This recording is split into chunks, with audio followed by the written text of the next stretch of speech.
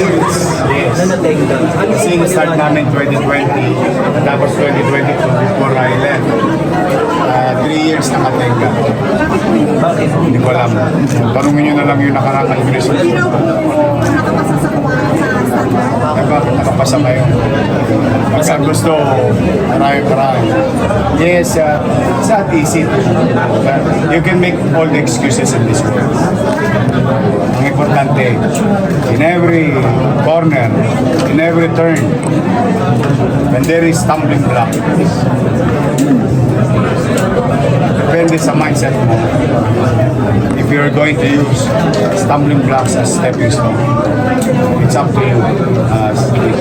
Kaya tayo, gusto na tayo titigil with regard to our dreams and aspiration for the people of Manila, investing into MBN, minimum basic housing, education, healthcare, and jobs. Tuloy-tuloy yun. And this today, I'm excited. Kinukumbert mo ito modern community, ito mahihirap na tao dahil sabi mo, bago ka na naman ng market. Market. Lahat yan. Yung pa-housing dyan. Magkakaroon pa ng fire station dyan. Ito, yes, magkakaroon ng fire station. Lahat na pwede namin mabuo para umayos at the same time. Decent yung pamumuhay dito. Ito ba pwede din yung mga ibang natin ng barangay? Oo, Intramuros area. About 80,000 of them. Ang community nito that surround this hospital is about 80,000. It's like one municipality or two municipality in the province. That's how it is. Pero ito, at least, pagpasok nila, pumapasok pa lang sila, mukha na sila nabubuhay. Pumapasok pa lang nabubuhay. Ano na ito? Hospital na ng media. Dalawang modern hospital na. And we are now renovating. Update ko lang kayo, malapit na. Inaantabayan na lang yung katulad ng chairman. Sabi ko, bakit daw hindi nabuksan? Bagsak. Ito, para paalala ko ulit. Katulad nun, ha? Ito, magandang. Simple lang to.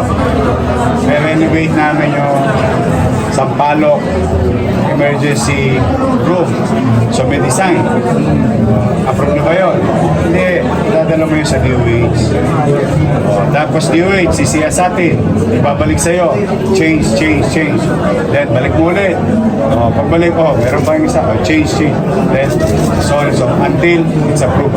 Then you start to build. Kaya when it was built, approve yung design ito. Depende kung tinupad mo ba yung mga nakasaad doon sa sinumiti mo sa DOH.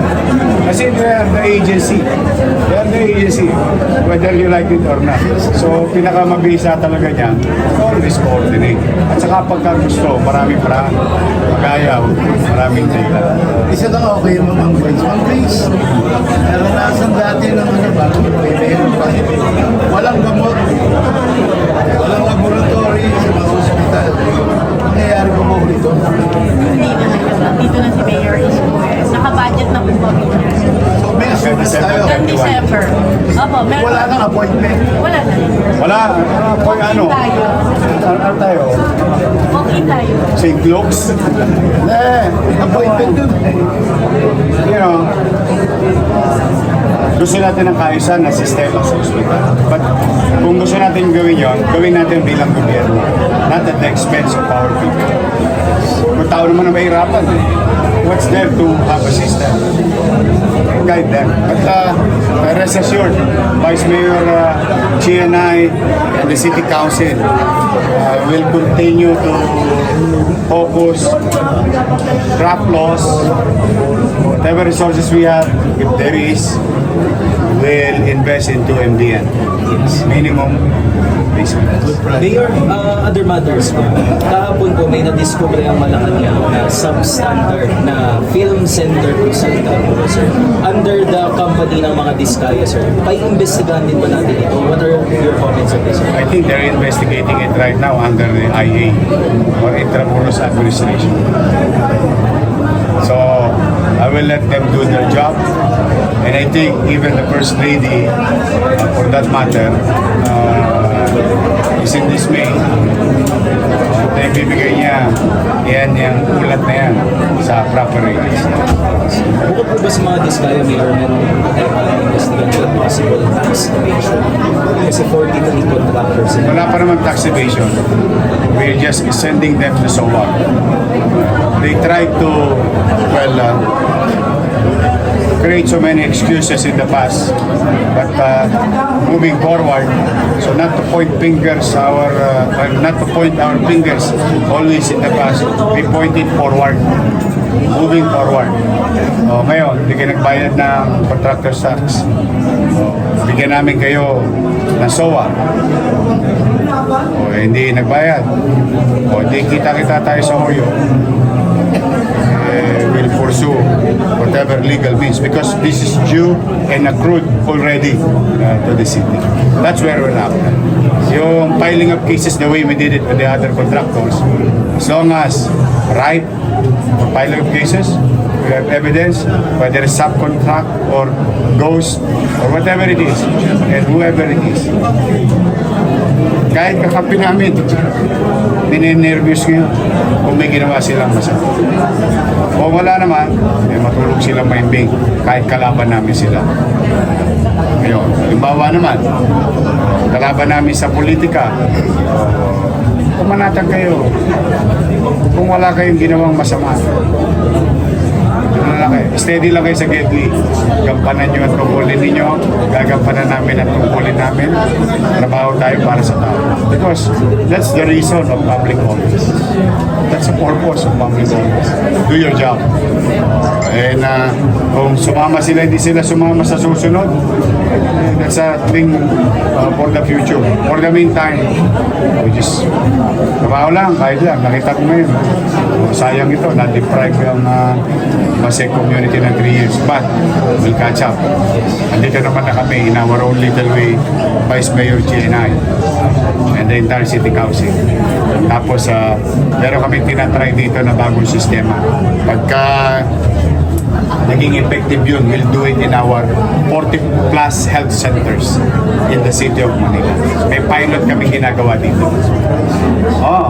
Ibig sabihin pa, every time pupunta ka rito, dapat fresh lagi. Wala na yung near to expiration date. At wala na rin may expire. Ibig sabihin, wasted. Ano yan trabaho pariwara. Bibili ka ng amoxicillin, yung kailangan pala biogesic. Hindi nasira lang yung amoxicillin. Yes. Yan ang pagiging masilip. Ilan po yung maximum capacity na pwede natin i-accommodate dito sa Ang bed capacity nito ay 50 beds. 50 beds. Pag naaprubahan tayo ng DOH sa December, Hopefully. i-apply namin, ma-accommodate na natin ang 50 patients. Sa ngayon, yung OPD muna. Pero ano yan, progression tayo naman, maswerte tayo pag may pagkukulang Manila, sinasabi naman agad ng DOH at tinutugunan naman natin agad. Sige, halika na, tayo. Chumicha na ba kayo? Di ba? Sige, lilipas din yan. So, muli nandito ay ambush interview kay Yorme and opening po na Paseco Hospital po. Tingnan po natin lahat po. So, malaking person na ang board and pasok na